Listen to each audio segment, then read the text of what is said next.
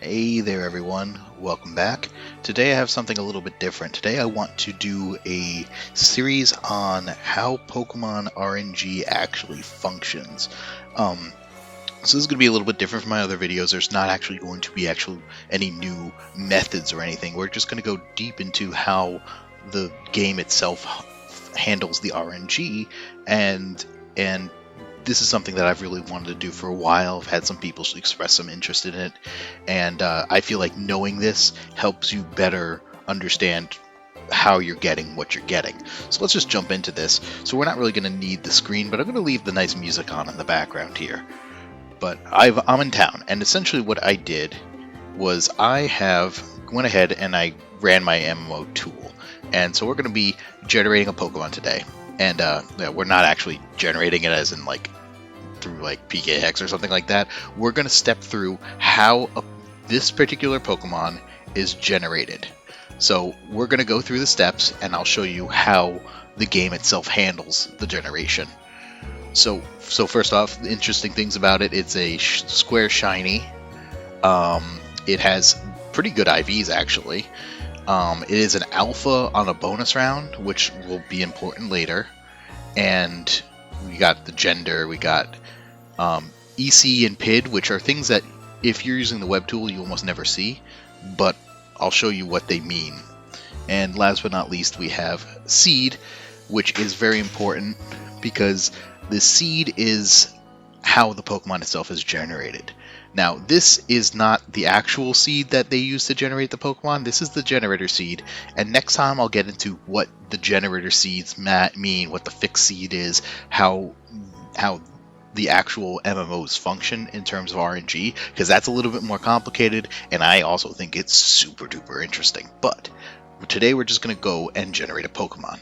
So I'm going to go ahead and minimize this, and I'm going to go ahead and bring up the actual function here for how Pokemon is generated. So this right here is how a Pokemon is generated. This is not the actual game code. This is our interpretation of it, but it functions pretty much exactly the same. So we name this function generate from seed. So essentially it takes a seed, the number of rolls that you have, and this is your level of research, and that's how we'll show you how that's important later on. How many guaranteed IVs it has? Like if it's an alpha, it has 3 guaranteed IVs. If it's a not an alpha or anything, it doesn't have anything perfect. If it's an alpha in a bonus round, it has 4. And whether or not it has a set gender, like for instance, it's a genderless Pokemon like Unknown, or it's a male only like Rufflet, or female only like Chansey, something like that. So anyways, first off, the RNG in this game is Zoroshiro, which is fairly well known. The actual RNG it's a pseudo random number generator, so if you understand what that means, it's because true random numbers are really hard to generate. So it's easier to do a pseudo random number generator, which is close enough to random, but the difference between that and true random is that there are patterns, and you can kind of calculate out, if you know how the pseudo-random number generator seeds things and how it handles results, you can calculate out what the future will be. And that's why we're able to actually do this, because we know how this works.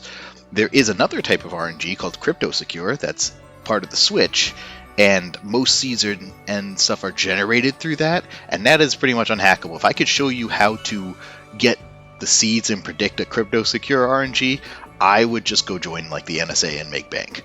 Anyways, so Zoroshiro is the RNG method that we use. I'm not going to get too much into what this means, but essentially what it does is it takes the seed and it creates a Zoroshiro object out of it, and we call this RNG. It doesn't really matter. So the first thing that's always generated is this thing called the EC, or encryption constant. Encryption constant is used by the game to kind of encrypt your Pokemon into the save data. And it's also used for a few other things, like, for instance, EC is used to determine whether or not your Wurmple will evolve into a Silcoon or Cascoon. In, like, BDSP, and it's used to determine the spin to spot pattern, and a few other things. But the EC is used for that, and it's generated by using the seed that you provide. It creates an RNG object, and then the game rolls a random number from, and this is in hexadecimal, from 0 to FF, FF, FF, FF, which is 1, 2, 3, 4, 5, 6, 7, 8, 16, 8 hexadecimal digits, which is 16 bytes. I believe 16 bytes. I could be wrong. Actually, no, it's 32 because I did my math wrong. If I say anything wrong, I will put out a correction. Just keep that in mind. I am not perfect, but it's 32 bytes. And the game represents everything in hexadecimal, so we're going to be using that. For those of you who are not aware, hexadecimal, I'll put a little bit of thing, a little text on the screen to help you understand. When you go 0, 1, 2, 3, 4, 5, 6, 7, 8, 9, 10, that's in the decimal number format, where 1, 0 counts as 10. In hexadecimal, it is base 16, not base 10, like we use normally. It's base 16, which means that 1, 0 in hexadecimal is actually 16. So to represent the numbers 11, 12, 13, 14, and 15 in decimal, in hexadecimal, we use the letters A through F. So F is essentially 15. You could translate it to 15 in decimal. So that's something you have to keep in mind. But anyways, the game rolls a random number between 0 and all Fs, and that is the encryption constant. Now, keep in mind, with the same seed, it will always use the exact same random number sequences. So that's how we can use it to predict things. So we end up with our EC. Great. After this, the game rolls a fake SID, which stands for Secret ID, and TID, which is Trainer ID. In previous games, the games actually used your Secret ID and Trainer ID that was assigned to your actual trainer.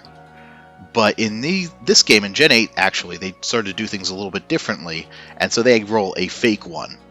And this is used for the shiny calculation later on. So you'll notice that right away, these two will always be exactly the same, because you're starting out the rolls, and you're starting out the RNG, and you're just generating these two. They're always going to be exactly the same. Now, here's where really fun stuff happens. This is where the rolls actually matters.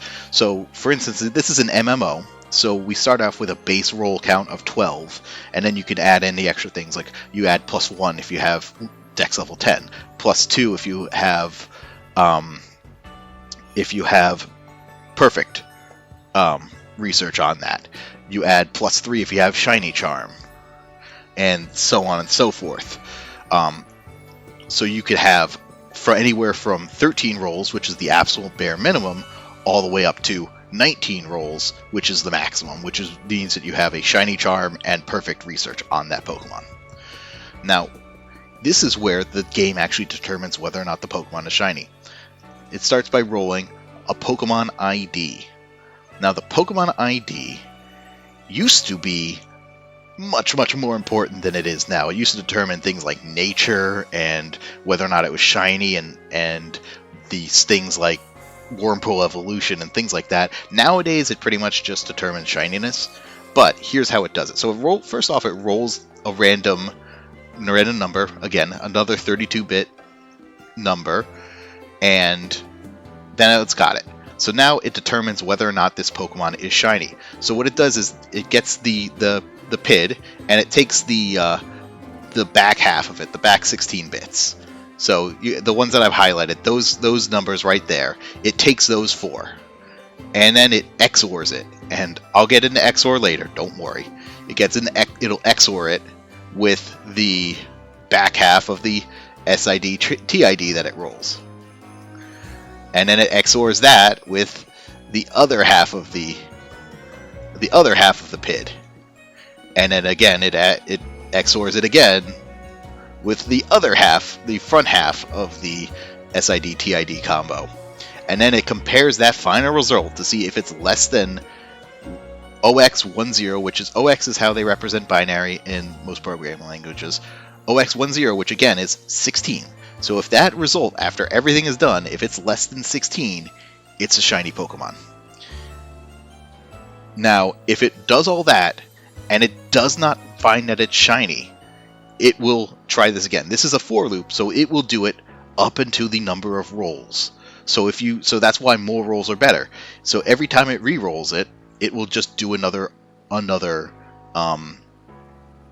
PID, and it will check to see if it's shiny. And if it's not shiny, it'll go on until it finally reaches the last roll. If it's still not shiny at that point, it'll just use that PID and continue on with the rest of the generation. But if it is shiny, finds that it's shiny, it'll stop. And then another thing to note is square shininess. So it does that whole calculation to see if it's less than 16. Well, if it's equal to 0, it'll be marked as a square shiny. Now, PLA does not actually have the ability to display square shinies. However, it is still in the code, so you can get square shinies. Like the Pokemon that we're going to be generating today is a square shiny. So yeah, that's how it does the PID. Now the rolls is really interesting because the more rolls you have, the more times it hits the RNG, which means that the stats themselves will be changed by the Pokemon. The final stats of the Pokemon will be changed depending upon how many rolls you are if it's not a shiny. So if you have 17 rolls and it's a non-shiny result, those stats will be different than if you have 19 rolls or 12 rolls, because every time it hits this roll, it's using the exact same RNG object that's used later to get IVs. So that's something to note. If it finds a shiny result early on, like let's say there's a shiny at roll 5, and this is an MMO, so the minimum is 13. Well, everything's going to be shiny for everyone. But if you have something that takes 15 rolls or 19 rolls, well, only a few people are going to see it as shiny. So that's something to note. Next, the game generates the IVs for the Pokemon. So it sets all IVs, and again, this goes to HP, attack, defense, special attack, special defense, and speed, in that order. And it sets them all to -1. Now, if it has any guaranteed IVs, it'll just roll a random number from 0 to 6,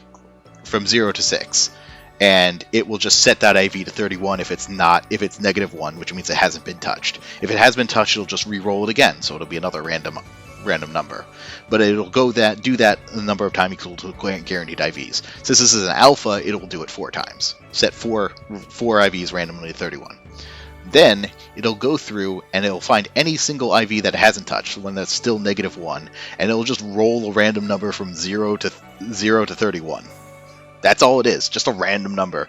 But again, because it's using the same RNG object, we can predict it. We'll know exactly what number will be rolled. Now comes the ability. Since there's no abilities in this game, this one might not seem important, but it still rolls whether it's ability 1 or ability 2. There's no hidden abilities in this game. You can't get them anyway, but the Pokemon technically do have abilities, so it still rolls them. Then it rolls gender. So if it's a set gender, if it's genderless or fixed gender, fixed female, fixed male, it will skip this step. If it isn't, though, it will roll a random number from 0 to 252 and then add 1. So the result could be anywhere from 1 to 253. And I'll get into how that determines whether or not it's male or female later. Then nature is just another random roll out of 25, and whatever number it is correlates to a specific nature. That's all there is to it. I know it sounds really complicated, but I've noticed that doing is a lot easier than just than just hearing from me. So I'm going to go ahead and get things set up here so that we can actually generate the Pokemon. So I have a test script set up that we'll step through. Alright, give me 1 second to get everything in here.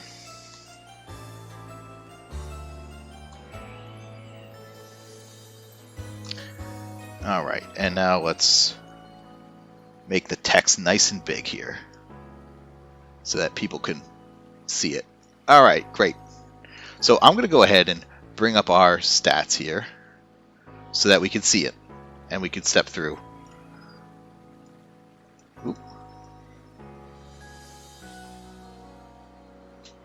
That should be good. Perfect. Alright, so, and we can see the EC, which is perfect. Now let's go ahead and do this. And by the way, I named this script Ash, so we're turning the Ash today, which is our automated seed helper. Here we go. Let's run the script. Alright, so first things first is that here's the fixed seed. Normally these are represented in hexadecimal, but I have this one just written out in decimal for everyone to see. This is something, this might look very similar to a seed that you get when you generate something through the reverse seed finder, and that's because it is. It is essentially the same 64-bit 64 byte. I think it's 64 bytes actually, but it's the same general layout.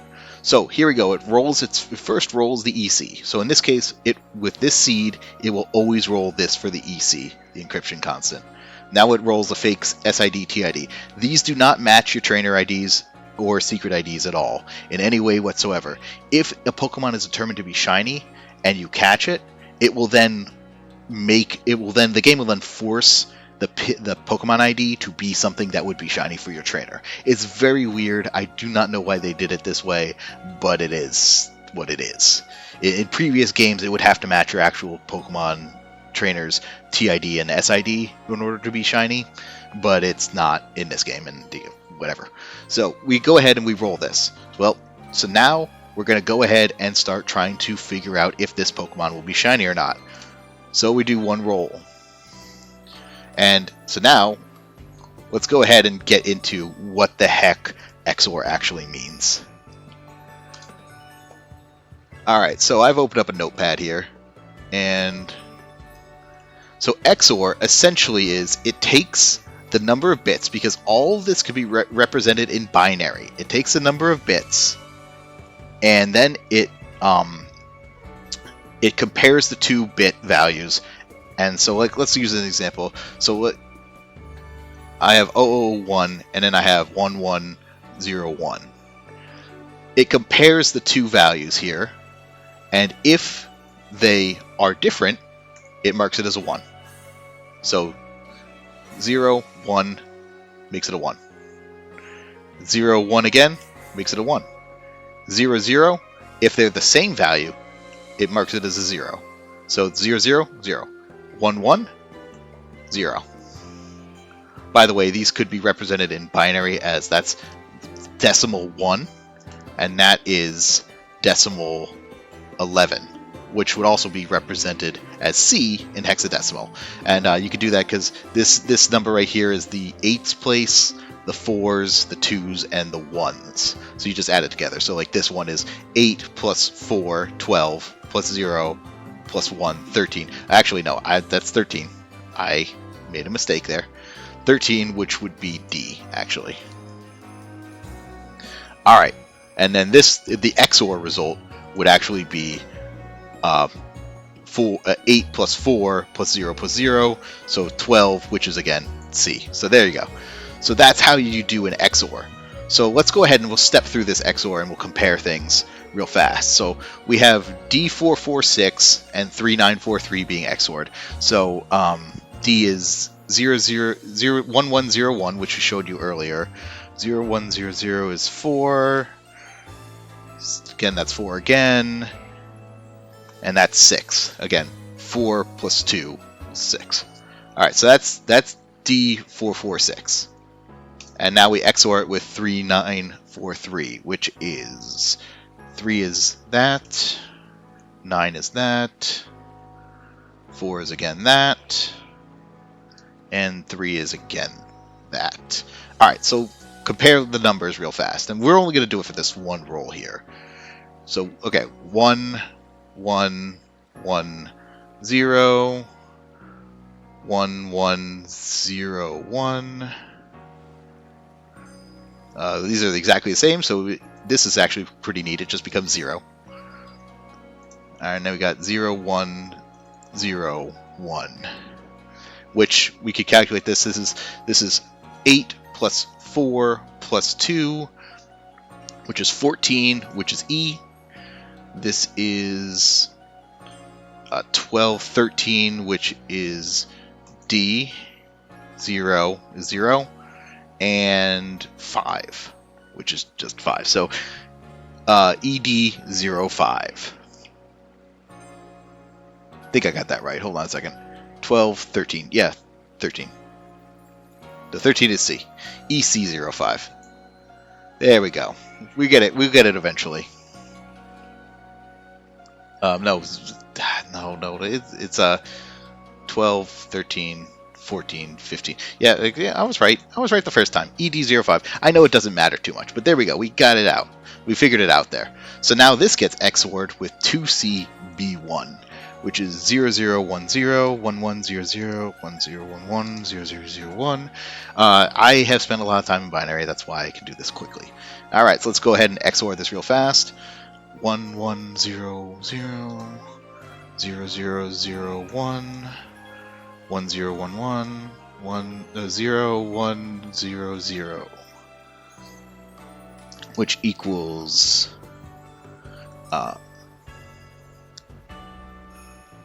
which equals C1B4. Yep, that looks right. Okay, so now we got C1B4. So that's our next result. Now we XOR it with 913D, which is 1001, 0001, 3 is 0011, 1101. And so let's XOR that real fast. 0101, 0000, because they all match. 1000, 1001, which equals, in the end, it equals 5089. Alright. And you can see right here that the results themselves match what this says. So 5089. Now the game will compare, is this less than 0x10? Well, we can very clearly see it is not, so this is not a shiny result. So the game will move on. But that's how the game essentially determines whether or not it's shiny. Now, another thing to note here is that these two, this number here and this number here, those will always be exactly the same because it's splitting the SID and TID. Starts with the back here. Starts with the front here and then the back here. But these two numbers will change because this is the randomly rolled PID. So let's go ahead and step through and check to see. We already know that this is going to be a shiny result in the end, but let's see how many rolls it takes to get there. So we're just going to step through. 7, 8, 9, 10, 11, 12, 13, 14, 15.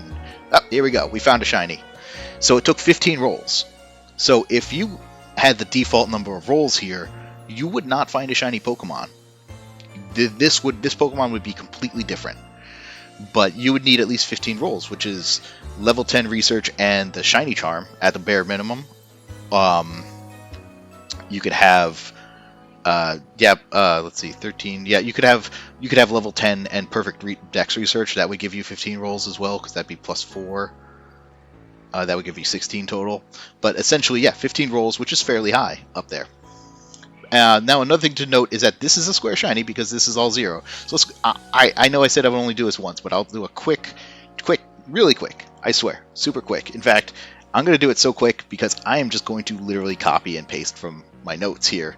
Okay, so here we go. We start out with 0C6C, 3 XOR it with 3943. We get this number. We XOR that with A412, which is the back half of the PID that it rolled, and then we end up with the result is 913D, which is being XOR'd with 913D, which is, yeah, that's a thing. And when you XOR two numbers together, the result is always going to be 0. So 000, it is not only shiny, it's a square shiny.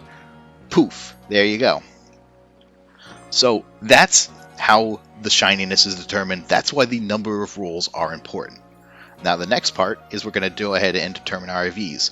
So these are 4 guaranteed IVs because it is a alpha in the bonus round. So it does 0. So it's going to set HP to 31. Now 1, okay, it's going to set attack to 31. 2, I swear this is randomly rolling this, by the way. 2, it's going to set defense to 31. 4, All right, 4 is special defense, so it's going to set that to 31. And you can look at these stats here, 31, 31, 31, 31. So now it has to roll 2 more IVs, so it's just going to do random numbers for those.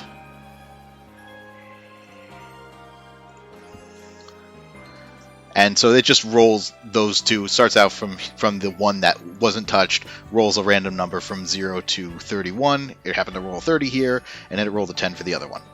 Then it rolls gender, which is again a random number from 0 to 252 plus 1, so it rolls 232.